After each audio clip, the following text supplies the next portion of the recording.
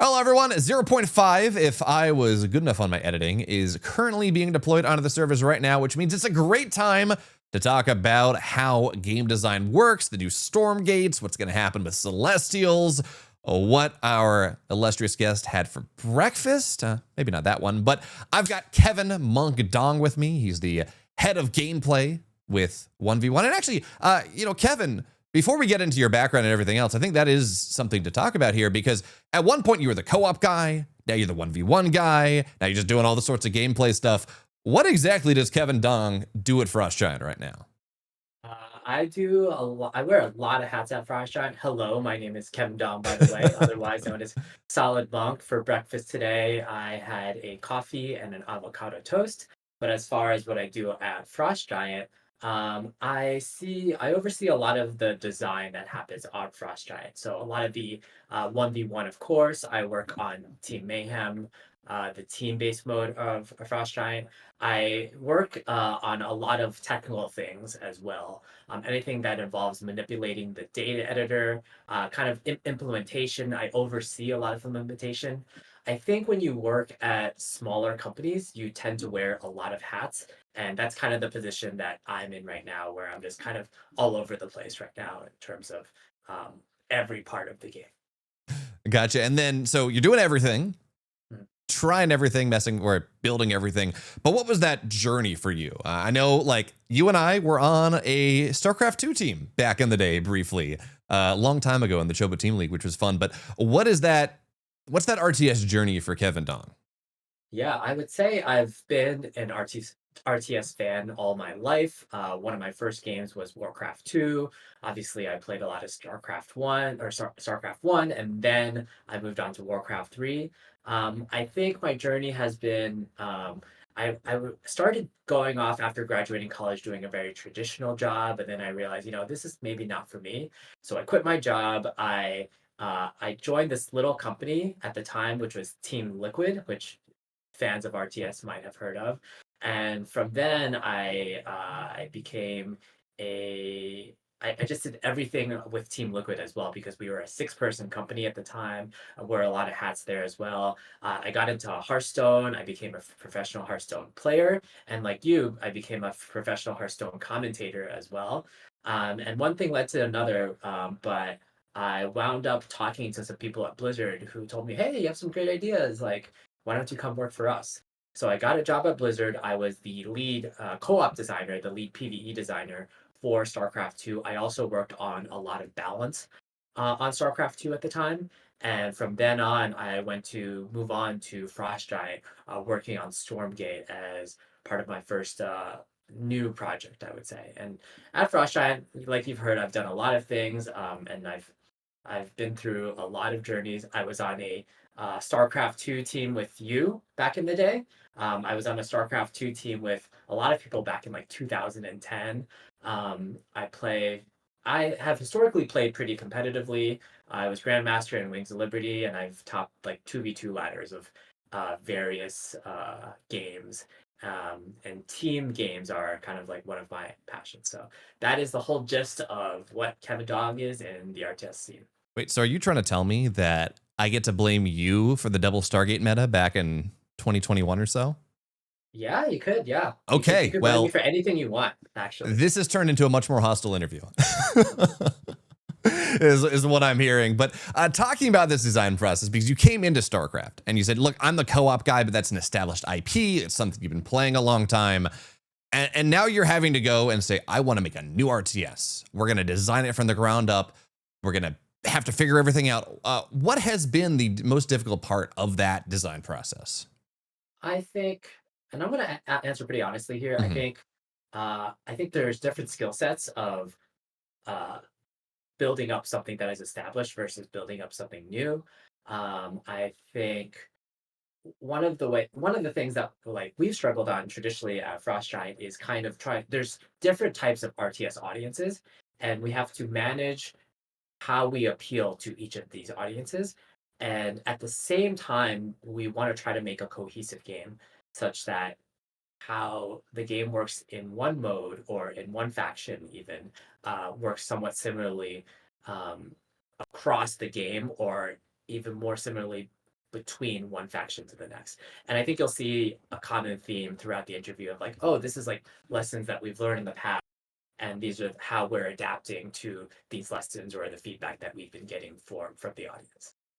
Yeah, talking actually about adapting to that audience, because I think there's been a very vocal Warcraft 3 audience that wants very different things from what a StarCraft 2 audience wants, from what I got some very vocal people in my comments sometimes that want it to be another Age of Empires type game. And all of these audiences want very different things. How do you thread that needle of kind of addressing what as much as you can of what people want without being this jack of all trades, master of none, not really satisfying anyone?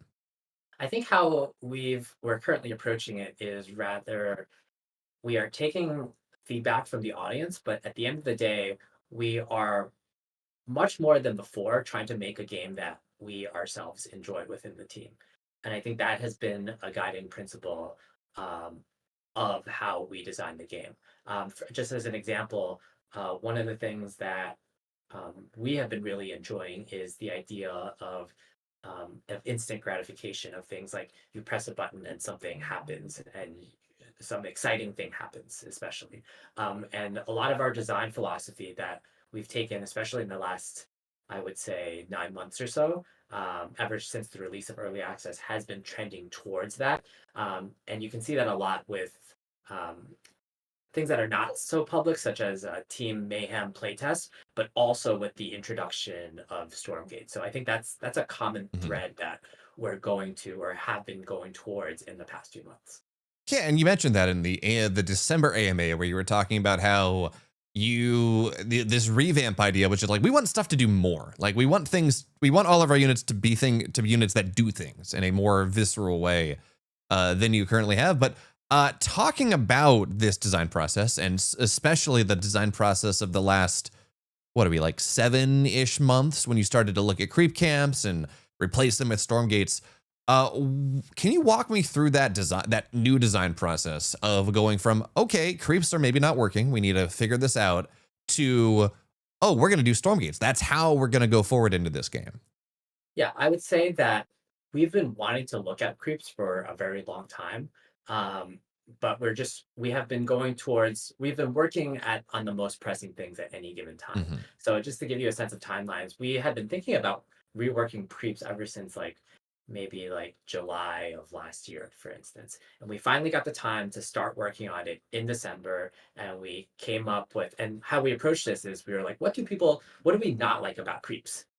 And we Hmm. came up with a list. We came up with a list of, they are a little monotonous. You keep doing the same thing over and over again, and they're not very exciting. The rewards, especially, are not very exciting. They don't have that theme of instant gratification that the team has been really loving in games. In addition, I would think the third thing is that they promote a lot of inaction or uninteractiveness with your opponent. They kind of encourage you to be on your side of the map rather than engaging with your opponent. So from that diagnosis, we actually iterated on creeps for about a month or so. And we're like, how can we change this? How can we change that?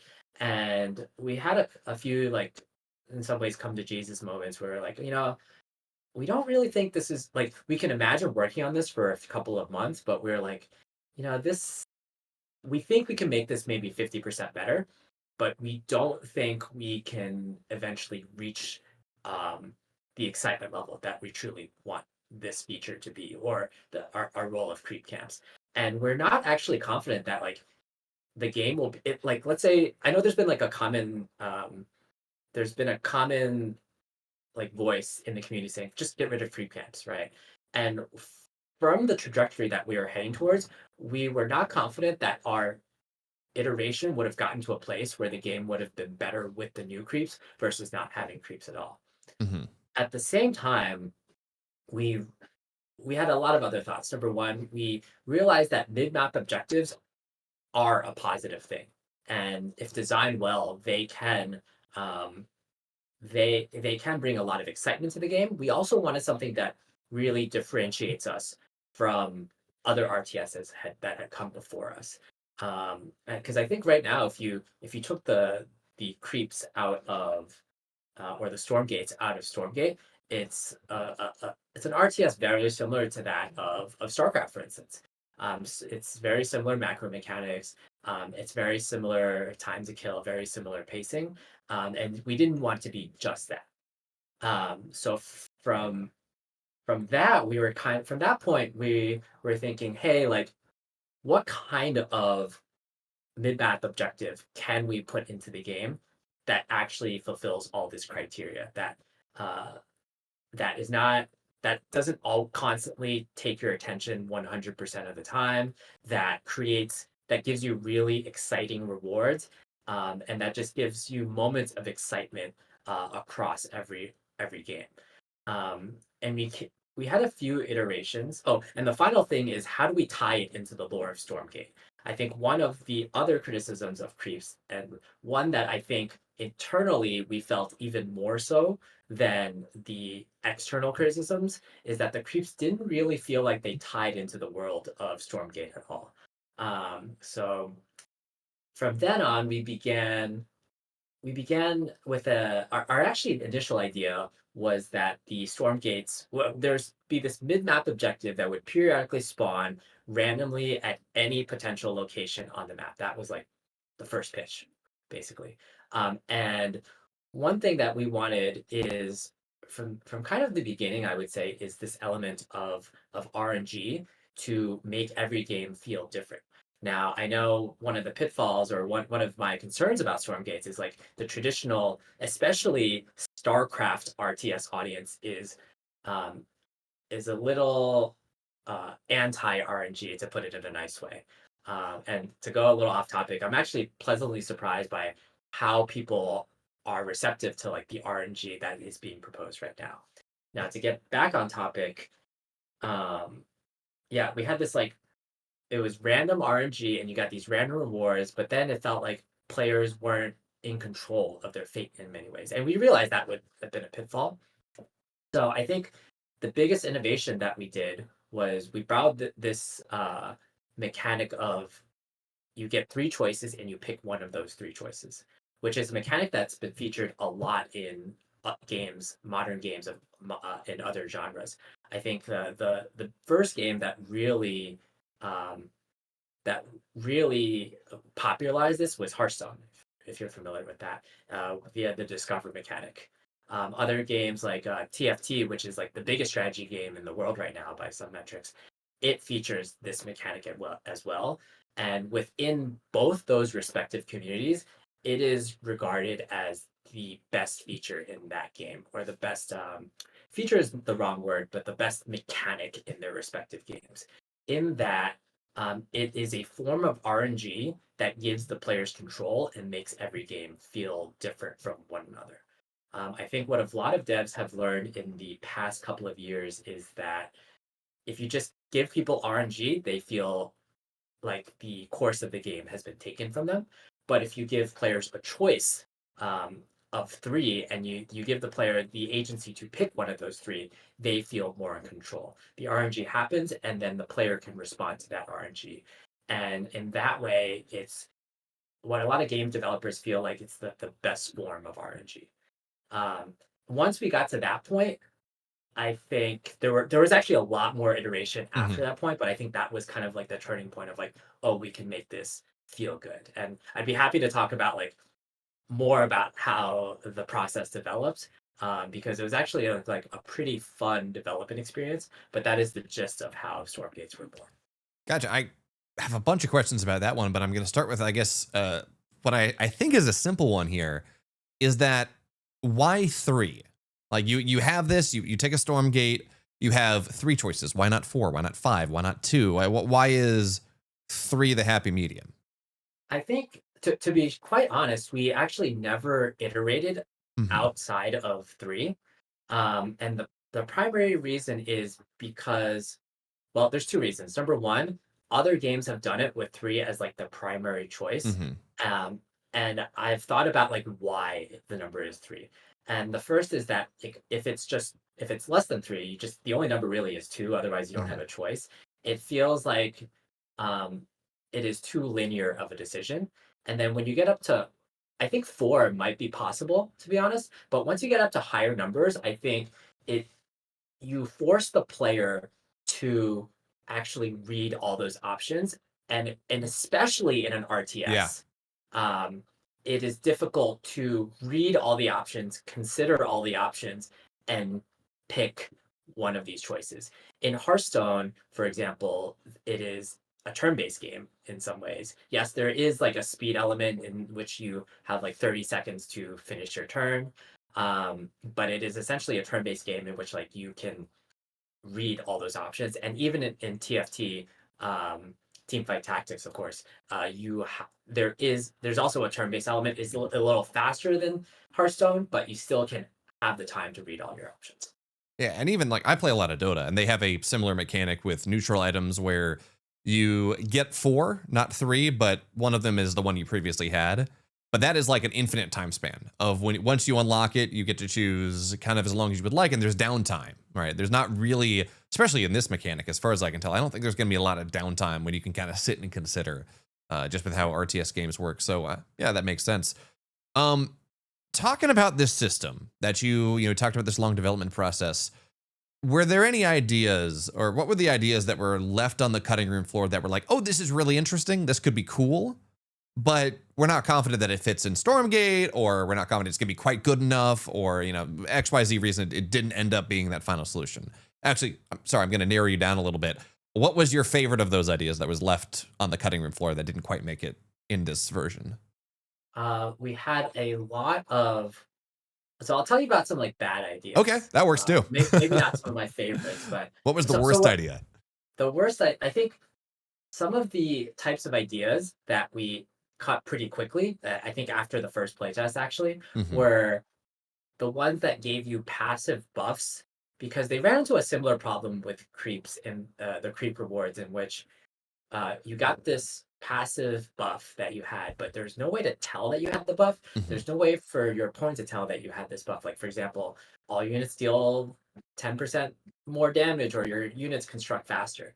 So we really tried to make all the rewards be in either units or something very visual that you can see. Um, for example, we have a um, instead of a construction speed buff, we give you a totem, and the totem casts a spell which permanently increases the production speed of structures in an area. Okay, talking So about that one, yeah. I'm going to cut in for half a second because I've been beating the drum of that specific idea for the last 6 months.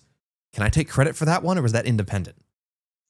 uh, you can take credit for it, sure. I actually didn't know that it was your idea, I but maybe someone got inspired by something you said. I don't know. I've been talking about Uh, like I want to have a totem that or something like a flag that I can yeah, bring back from a creep camp, plant it in my base, and in my what I'm talking about, I'm like I'd like it to be snipeable. yeah, So there's infinite time span on interaction, but you bring it back to the base, you plant it, and then there's increased production speed for 45 seconds, a minute, 2 minutes, whatever it is.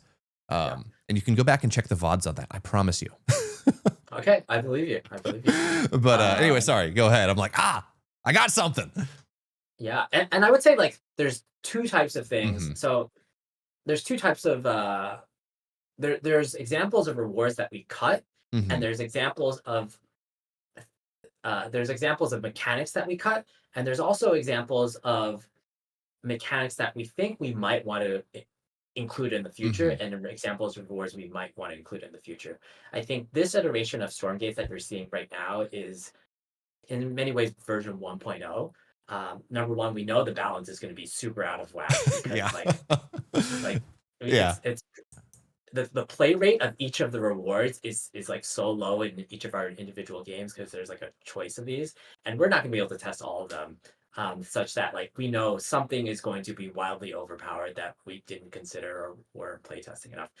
And so that's number one. Number two, mechanics that we're thinking of, like some of my biggest worries about how Stormgates work is like, is it going to be like too snowbally, or one concern is like maybe like the rewards don't matter enough Hmm. in some time spans of the game.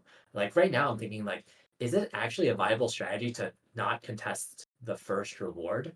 Because that's something we've been discovering more throughout testing, that like in the beginning we were like, oh, Stormgate rewards are super powerful, and everyone fought over them. But as our internal like metagame developed, we were like, maybe you don't want to go for them, but maybe you do. And a lot of like the thinking is actually you want to scout what your opponent has, and you want to build just enough units so that you can win the Stormgate reward. So it's kind of like a game of chicken in some ways. Like if you see your opponent's not building anything, you just build +1 unit versus what they have. So in many ways, that is one of the coolest things that we've discovered about Stormgates. But in other ways, we're like, oh, like I think this probably needs like more balancing.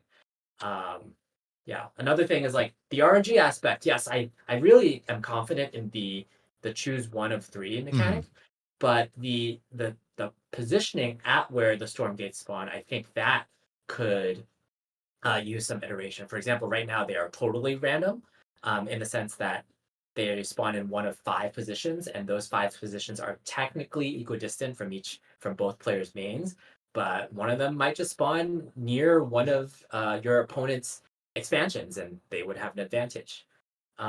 Another thing, and I think possibly the most exciting idea in the future of Stormgates, is we've taken inspiration from something that Teamfight Tactics does with a similar mechanic, in which they actually read the game state of the game and offer you that you have a higher chance to be offered rewards that are good for your game state. So, for example, if it detects that your opponent is building a lot of air units, you might get an anti-air reward. Or if it detects that you are losing, you might get a reward that scales based off of how much you're losing by. This is not a good reward, but like just as an example, like uh, you for like depending on the armory differential between the 2 players, you get a golem that scales with that armory differential, or maybe there's a reward that says, uh, take all the money you have in your bank and add stats to this golem that based on like that money. So you can like, oh no, I'm not macroing very well, but I get this reward and I just like throw everything into this golem. So those are examples of like pretty out there wild rewards, and I think that is actually where we want to head towards. And the rewards that you see now are kind of our baseline, where we're just testing 1.0. These are going to be some of our most vanilla rewards in some ways, just to test the base mechanics of Stormgates. Wait, Monk, speaking of the Golem idea in particular, I thought Stormgate, at least in 1v1, wasn't a hero RTS. I'm pretty sure a Golem that I spend all my money to go promote is, that's dangerously close to a hero unit, my friend. You know. Yeah. It's like the mothership in some ways. Oh, right? oof. Yeah. 6x36 is a scary number. Yeah, it's a good time to be a Zerg player in StarCraft 2 right now, and by that I mean it's not a good time to be a Zerg player in StarCraft 2 right now. But you talk about this balance, right? And I'm with you. Everything I've been putting out has been like, guys, do not expect this to be balanced. Do not expect it to be even close to be balanced. It's not. I don't think it's possible to have this come out in a balanced state outside of it being lucky, realistically. But I got a couple questions actually about balance, and I really think the first thing is like historically when you talk about Stormgate getting it into a reasonably balanced state. And we've had balanced patches, we've had very imbalanced patches, 0-4. I would ask you, so what has been the hardest thing to balance about Stormgate? Do you mean about the game or the feature of Sorry, the game Stormgate over these last, about a year now of early access? I would say the hardest thing to balance about Stormgates is actually historically it has been creeps. Mm-hmm. And the reason creeps has been difficult to balance is because I think if a single unit is imbalanced, then it's easy to either adjust the stats of that unit or the stats of the units that counter it, for instance. But creeps are an entire system that touch so many aspects of the game. And specifically, they touch your economy in some ways. And they interact with the economy in somewhat non-intuitive and non-linear way. Such that any change on creeps has very difficult to predict repercussions. So in some ways, that is a positive in that, oh, there's no more creeps. And we don't have to balance around that anymore. But oh man, we have Stormgates and we need to balance it around that. I will say that the other part about why creeps are difficult to balance is that they specifically interact with the economy in the early game. Hmm. And when you get advantages in the early game, they tend to snowball out of control. Which is why I feel that Stormgates is actually a much easier system to balance in that they more linearly affect the early game, number one, and they don't scale as much with changes in the early game. For instance, if you change creeps, uh, you can potentially get 5 creep camps in a row in the early game, and that's where the balance goes out of whack. But Stormgates still only spawn one at a time in the early game, so there are fewer levers that affect the whole game and that have cascading effects. Hmm. That makes sense. And speaking about, I guess, 0.4 and balance and a creep economy and all of these things, we generally get maybe like 1 to 2 balance patches every major patch. Obviously, like 0.4 is a good example. We've had other metas as well where that didn't reach the bar of hitting reasonable balance. Yeah, sure. Why why do we get like maybe 1 or 2 small balance patches? Why do we not get, say, biweekly balance patches or more balance patches that attempt to bring that 1v1 experience into some level of equality between these big content milestones? Yeah, I think there's a few reasons. The number one reason is that each of these balance patches takes quite a while for amongst members of our team. Um, it actually and it does so in somewhat unintuitive ways if you've ever been inside like the developer experience, I guess. Uh, I have to, for instance, like figure out, or the balance team has to figure out what are the changes, how do we like do these changes, what are the problems, and then what are the changes that we have to do. Then we have to implement them. But that's actually not the hard part. That actually takes like relatively little time compared to the deploy team and the QA team and other various supporting teams within the company. Um, and we have to often negotiate with those teams like, hey, can we please do a balance patch at this point? And it's going to cost like this many resources. And oftentimes when we do that, it's going to either make the quality of the next patch worse or future patches worse. So, for instance, the feature of Stormgates came in really hot. Mhm. Um, and we're the patch that we're releasing right now, it was done with like pretty much everyone on board, and it was a big milestone that we were shooting towards. So we really wanted all our personnel to be making Stormgates to be focused on making Stormgates the best that it could be. I think there is definitely a balance to be had of like too many patches, too few patches.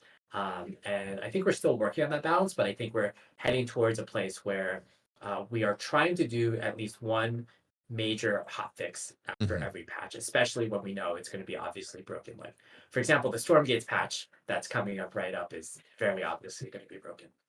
Gotcha.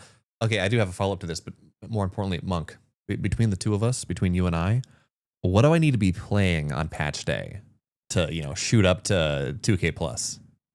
I would say our here's some secrets. I think at the end of our testing, like last week, for instance, at the end of our internal testing, I think something we realized was like Celestials is not the most powerful. It doesn't feel like the most powerful faction in a straight up fight, but I feel like Aeon Gates are really broken Okay. right Well, now. as an Inferno player, I guess I'm screwed then. That's fine. Talking about this balance iteration as we continue moving forward a little bit, you removed top bar as part of this patch. Why did you all come to that decision that top bar was, some of the stuff was going to go into town halls and that's great, other structures, but top bar as an institution is now gone? Yeah, I think the main reason we wanted to get rid of them is because there are a couple of reasons, but I think the Mhm. main reason is that we got a lot of feedback from newer players that the top bar was very overwhelming in terms of the UI space that it takes on the in the game. Every top bar comes with 4 to 6 abilities, and most of them are not unlocked until later parts of the game. Mhm. I think RTS as a whole is a very it's what's the word I'm looking for? It is an intimidating genre. There are so many buttons. You play from a top-down perspective and not a first-person or even third-person perspective. There's just a lot of new things to learn, and for this additional UI to be on the screen when you initially start the game, uh, it was a lot for a lot of people, and even internally, especially among some of the most casual players within the team, they never use top bar abilities. The second part of it is, yeah, the funny thing is initially, uh, our initial move of the top bar abilities to the commands or the shrines, we only showed you one ability, and then we had people, and then you actually could not use the higher tier abilities on your tier one structures. And then we had a lot of people give you feedback of like, oh, like we wish you could use those structures, and I don't know what I'm teching up to. So we actually put the grayed out buttons back on the tier one structures and then let you use those abilities as you tech up. So in some ways, we made the tier one structures a little more intimidating, but I think overall the trade off is towards a positive direction where the game as a whole is less intimidating. Okay. Then looking at these top bars as a whole, pre removal, as you're trying to figure this out, what was the original goal for why Stormgate was going to have top bars added in? I guess specifically in 1v1. I think part of it was uh, I think we wanted part of it was like unification of the modes. Hmm. We kind of knew we wanted the time that the co-op modes to have these top bars and um, the unification. The If we had them in 1v1, it would allow us to unify the modes. Another idea behind it was the idea of approachability, where the abilities are not buried Hmm. under the command cards of HQs or commands, but it ended up having the opposite effect in some ways. Of yes, it's technically more approachable in some ways, but it's actually more intimidating. I would say it's more approachable for high level players in some ways, but less approachable if you are brand new to the genre. Gotcha. And you mentioned, okay, well, tier one, maybe little bit less approachable than tier three because you have to grade out boxes. At one point a long time ago, you were talking about how Stormgate was considering this idea of like mega units, tier four units, these game ending, siege breaking, yada, yada, yada. And we haven't really heard a lot since that point. Where do you stand on these like tier four, I guess tier four spells, like this concept of an additional tech tier?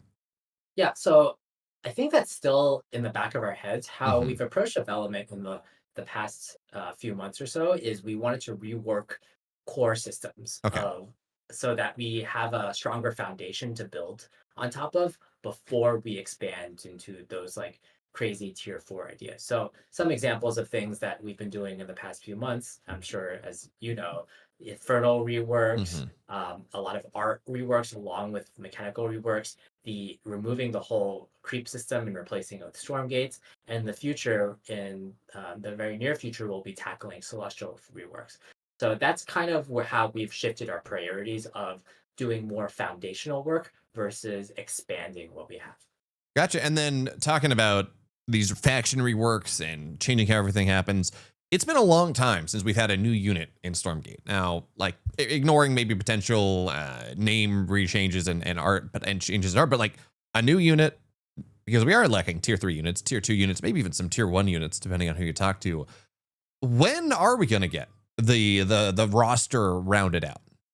I think what you will see is so we think overall, foundationally, Vanguard is in a pretty good Okay. place. We want to do more with Infernals, but I think it's in a relatively okay place. Um, I think the timeline for how it stands now is we want to get Celestials to a similar place as the other two factions, and then we will start to round out the unit rosters and get those tier four units. So I think the Infernal is four. I wouldn't say these are the exact timelines, but I think we probably worked between um, depending on how you see it, between like 2 to 6 months, somewhere in that range on the Infernal faction, and um, and I would say that's probably, I know it's a very wide Hmm. range, but that's probably how long we'll be working on Celestials for, before we kind of round out everything. Okay, so then regardless of new units, because Infernals only have like one tier 3 unit right now, Celestials have a couple more, but it's kind of varied. Outside of like missing units, gaps that need to get filled, where would you say we are? Obviously, Celestials, that we got their first look at that coming tomorrow with the Argent rework and things. But where would you say we are for Vanguard, Infernals, and Celestials right now in terms of how far along they are on the reworks? I would say for this round of reworks, Vanguard and Infernals are in a pretty similar place with being like 80-90% done, probably closer to 90. And Celestials, we have done, there may be like 5 to 10% far So in we're at terms of like the overall Infernals tier. 1.8, Vanguard 1.8, Celestials 1.2, or something like that. Something like that. Yeah. Okay. Um, and then talking about these units, these multiple tiers of units, what's your philosophy on what a tier means? Like, for example, tier 3 units should be support units. Tier 1 should be like what's your philosophy on what a tier should provide and what teching up should mean?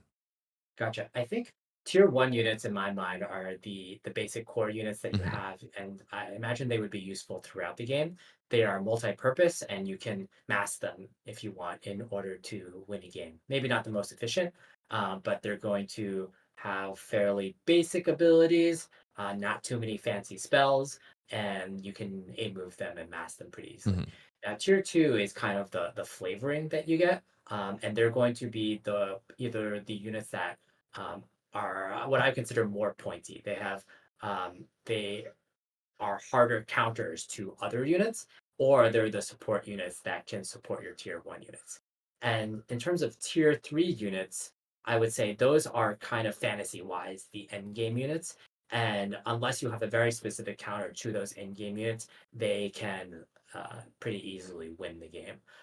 Something else that within our design philosophy that we're heading towards is that tier three units are the most powerful units, of course, but the tier one units are the units that a high level player can get a lot of use from having really good micro or they have a lot of we have a lot of speed advantages for Hmm. our tier one units. They tend to be the fastest units, so they're the units that can be that are the most able to outmaneuver your opponent. Gotcha. And then talking about speed, the other aspect of speed in the game, you actually touched on this a little bit of balance wise, is economy. How quickly can you get units out? How well can that go? In 0.4, you made massive changes to the economy, and that everyone has worker charges now. That led to Celestials being a little strong for a little bit, and then Infernals, of course, with the creep camps. And now in 0.5, you've dropped it down from 10 starting workers to 7. Uh, in the last, I guess, 2 months, however long it's been of these changes, how successful do you think the worker charge change has been? Yeah, I would say there's two ways to look at it. Okay. The first is I think worker charges overall has been the idea of worker charges. I think it's been very positive Okay. in that it allows you to come back in situations where uh, the two goals of worker charges were number one, it allows you to come back after a lot of workers have died. And number two, it allows for it, it it lets the macro of workers become less of a determiner of whether you win games. I think a common thing in a lot of other RTSs, especially StarCraft, is the number one improvement you can make to your gameplay is the ability to hit the build worker button. Hmm. And I think that what is part of what makes the game less approachable. So that point is specifically about worker charges. So to reiterate, I think overall the idea of worker charges is a very positive thing. So with respect to the execution of worker charges, I think definitely the economy blew up a lot because you're able to build three workers at the start. Um, and we didn't really get enough testing with that internally, which is I definitely don't like that the economy is so fast in the early Hmm. game. And also something that like we haven't changed this yet, but something that I'm personally not a huge fan of is that you get 3 charges when you build a new base. Your initial charges is 3, which means that you are much more incentivized to expand than you are before. I think it's actually very positive that you are encouraged to expand, but I also think that it might be shifting too far in the other direction. So yeah, overall, I think worker charges has been a success. I think there's still improvements to how we tune certain things to make it a better gameplay experience. Gotcha. And talking about that, I specifically with the charge system on a new base, that was one of the reasons why Celestials were super strong at 0.4.0, because they would instantly saturate a natural and the economy exploded. Now that creeps are gone, do you believe, or how are you feeling about this kind of asymmetrical mining, in that a Celestial has up to 3 workers a base to mine the same amount as an Infernal that requires 12 workers to build a base? So a much burstier economy. How are you feeling about that kind of economic development? I think it is actually more similar than it might initially seem, Hmm. because the starting workers is 3 for the other 2 factions, and the starting worker is 1 for Celestial Prisms, such that your initial bursts are more equal. And we've been kind of tuning the numbers for recharge of a prism versus the recharge times of the other 2 workers. And that is how we're balancing that. I think there's a couple of things happening. I think there's a difference between whether the economy is balanced and the whether it feels good Hmm. to macro prisms versus the other workers. And I'm very confident that if we were to continue to iterate on this, like, I'm not saying that we have the balance perfectly. Hmm. I'm very confident that we can get the balance perfect in terms of the economic speeds, or at least in a very, very good state. But I think there is a lot of validity to the fact that the the feeling of macroing prisms is not as satisfying, and perhaps is a little frustrating compared to the macro of the other factions. And that's something that we're paying attention to for a Celestials rework. Okay. Because I guess the follow up question that is like, do you, and with Celestials in particular, do you feel like you have enough levers to pull? Like again, you lose a prism, you lose. It's not a third of the economy. It's like, what is it? It's like an eighth, I think, technically, Yeah. of a base's economy, which is a lot more than say losing a worker, than like losing a single worker. So, like, do you feel like there's enough granularity there within the celestial economic system to make the changes that you want to make? I would say that is what you're referring to is like almost a separate issue Okay. Okay. where and it's a very valid issue as well, where it's not the balance, it's not the feel. It's somewhat related to the feel, Hmm. but it's actually you're talking about like the granularity of it all. And I do think there is less granularity between when you compare it to Infernals or when you compare it to Vanguard. And I agree that is an issue that we have to look at. Okay. So yeah, that might be changing soon. Well, Fair enough. Not trying to ask you to divulge too much. Actually, you know what? I will, because we've been talking about the Celestials quite a bit. There is a rework on the horizon. What can you tell me about what we have planned for Celestials in 0.6? They're like moving forward into Celestials 2.0. yeah, so I see you're not a man of your word, BeoMulf. You told me you weren't going to ask me, and then you asked me within 2 seconds. You literally told me before this interview that I should ask about Celestial reworks. So, I can bring the receipts. I will post them below the Okay. YouTube video. So y'all, if you don't believe me, but All I will right. not be So slandered here. you forced my hand, unfortunately. I will have to divulge some information about Oh no. Celestials. So with Celestials, our viewpoint is that Celestials, there's a lot of cool things about Celestials, but it is a very confusing faction. It is very complex. It is very confusing. And I would say the complexity ratio. So every time you add complexity to a game, or anything in life, I guess, I would argue that you raise the amount of interestingness Hmm. about the thing that you're adding complexity to. And I think as a game designer, you have to really judge the complexity to interestingness ratio. I'm gonna put my hands into. You're Yeah. good. You were good where you Right. were. Okay, great. You have to manage those ratios, and I think Celestials, a lot of their systems are in a place where there is a ton of complexity, and yes, it does add a bit of interestingness to the game, but the ratio is really off. So what we're going to try to do with the Celestial revamps overall is bring that complexity down. Not so much that it's like the same as the other factions, but such that if you understand how Infernals works and you understand how Vanguard works, you're going to have a much easier time of understanding how Celestial works. And some of the things that we're going to be tackling, some of the biggest things are mining, which we've already covered in some ways, and also how the arc ship works in general.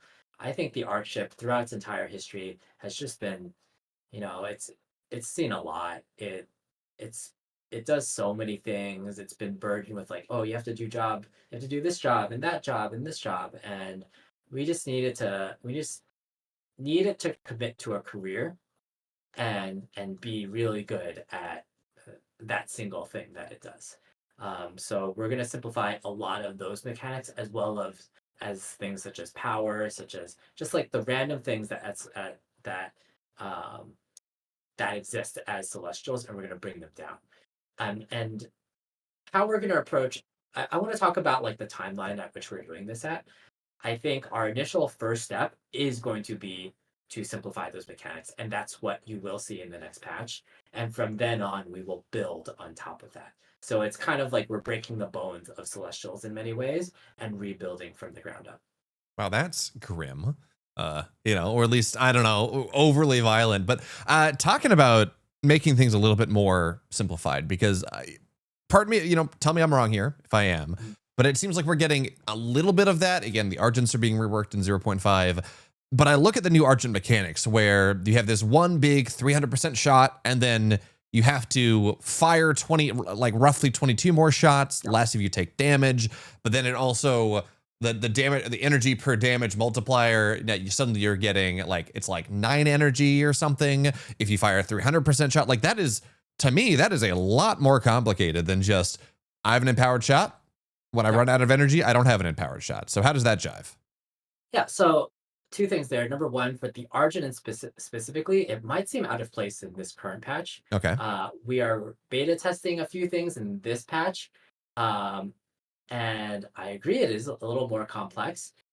Uh, However, I think, and also it might not be the right complexity for a tier one unit. That's Okay. something that I've always had in my mind.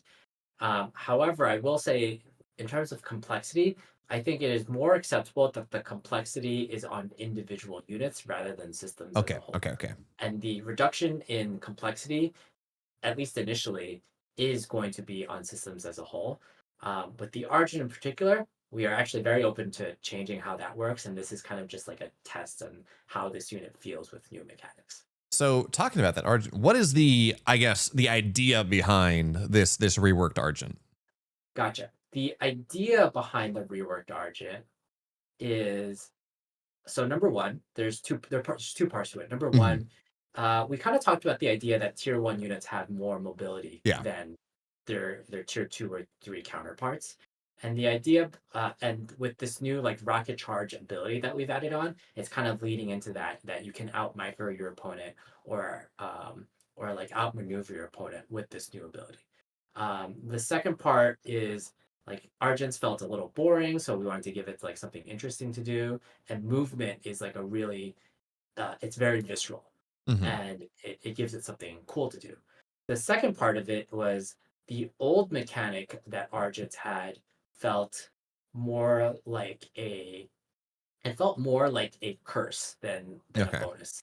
The old mechanic is like, oh, you're most of the time you're firing this empowered shot, um, but some of the time, like when you fire too many shots, like you just feel like a dud, right? Yeah. So with this new version of the Argent, what we're trying to do is we're trying to make the baseline better overall, but we are, um, but you get a huge bonus if you accumulate enough energy. In addition, we feel like it synergizes well with power banks, which we feel like they haven't been used. They see use at certain levels, but like we want more strategic use out of power banks, and there's a lot of synergy between power banks and the new Argent. Yeah, definitely. You're also building up into power rather than counting down from power, I guess, is the goal there. So like you, Yeah. and you mentioned, well, never mind. That's I don't. We'll let people figure that one out for themselves. But there are some interesting interactions certainly with Argents and the new Stormgate patch. But you mentioned that Argents are one of the things that this new Argent passive is something that you are beta testing here in 0.5 and would like to get feedback on, I assume. What are are there other big mechanics outside of the Stormgates? Obviously, those are version 1 that are being kind of beta tested in this patch that, you know, if it's not working, well, don't be as mad because it's a beta test, but also maybe give a little bit more feedback on. I would say the things that to give the feedback on the most are the Argent, like you Mhm. mentioned. But I would say because it's a one unit thing, we care Yeah. a little less about that. Like Stormgates is like by Okay. Okay. far the biggest thing. And we see so many things that we could change about Stormgates. And then in a somewhat distant second place. Well, I wouldn't say distant. Like in second place would be the changes that we've made to top bar and how Okay. those are feeling. And in a distant place would be Argent, and in even more distant places, everything else, I would say. Gotcha. But like Stormgates is our header feature for this patch, and we're not only looking for the most feedback about Stormgates, we expect there to be the most feedback about Stormgates. And we're looking to change as many things. Like we're looking to change a lot with Stormgates. Makes sense. Final question for you before we kind of start to wrap this up. You all have also introduced line dragging. And actually, we'll more generally here talk about quality of life for a second. How does the introduction of quality of life, say, for example, line dragging or, you know, quick macro or something like auto hotkeys, how does that impact unit design? Like, for example, line drag theoretically nerfs a area of effect attacks a little bit. Yep. I would say we talk about this kind of stuff internally, Mm-hmm. but it's almost more theoretical in Okay. a sense. And until we see the community utilize it, we will not react to it because the community will utilize it in often unexpected ways, and unpredictable ways in some ways. So unless we see this feature change the metagame, um, like we're probably not going to design with this in mind. And if you look back to your old StarCraft days, BeoMulf, I believe the only feature that really warped the game is what's that feature called where you can like snipe a billion times and like Yes. quick Rapid fire it's, hotkey. rapid fire hotkeys. Yes, Oh, I that think wasn't even a that is feature. like That was a bug. an example of some that I believe that is the only example that I can think of off the top of my head where a feature in the game warped the balance of the game. Wow. And we have to, and designers have to design around that feature. People would argue that unlimited selections did the same thing, but Yeah. you know that's foundational, I guess. That's not something that was I added would in. say, I would say the designers, no, I wasn't there at the time, Mhm. but I would say the designers did design around. Yeah, yeah. Um, okay.